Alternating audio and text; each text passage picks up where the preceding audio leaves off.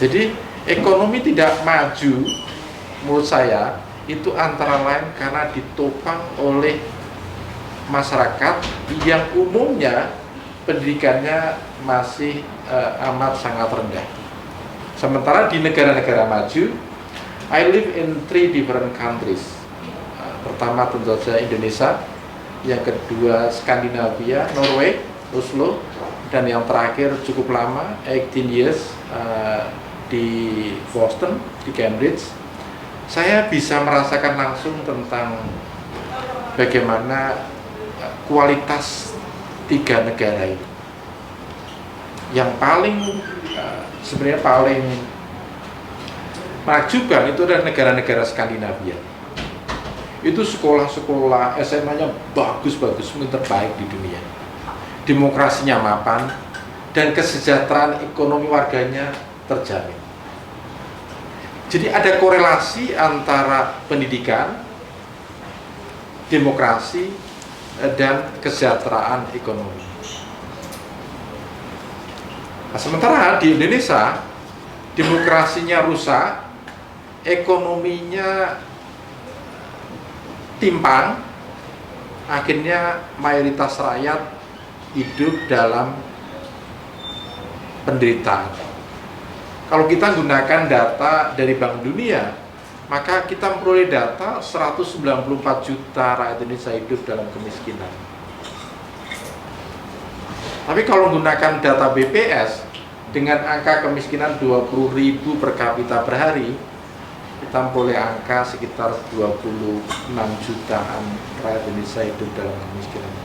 Tapi think bahwa penghasilan 20.000 per hari itu bisa apa? Jadi kejam sekali itu data itu. Artinya apa? Artinya kalau data BPS itu standar kemiskinan dinaikkan sedikit aja, kita memperoleh angka yang cukup besar tentang kemiskinan.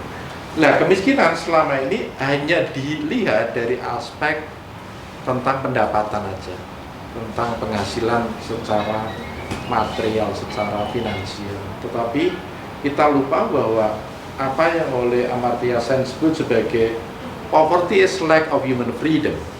Kemiskinan itu adalah keterbatasan akses dari kebebasan manusia untuk menikmati peluang-peluang sosial, social opportunity yang diselenggarakan oleh negara. Nah, kita peluang sosial entah dalam bentuk pendidikan itu tidak tertata dengan baik, dan terutama pendidikan yang fokus pada science, technology, engineering, and math. Dan trust me, ekonomi kita tidak akan maju di atas fondasi pendidikan di mana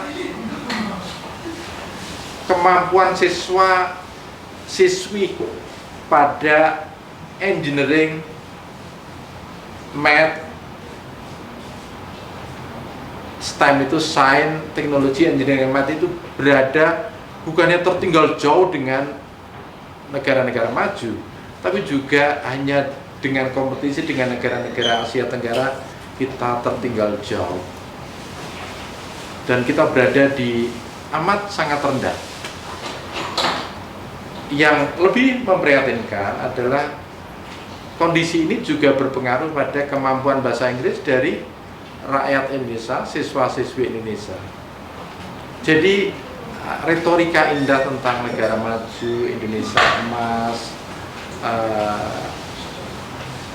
keluar dari jebakan middle income trap, itu hanya indah didengar, tapi sebenarnya tidak akan terjadi pada 2045. Yang terjadi adalah bonus demografi itu justru mengakibatkan satu kutukan bagi anak-anak muda karena ketersediaan lapangan kerja yang semakin sempit dan juga peluang-peluang sosial yang mestinya menjadi tugas negara itu tidak ditunaikan dengan baik.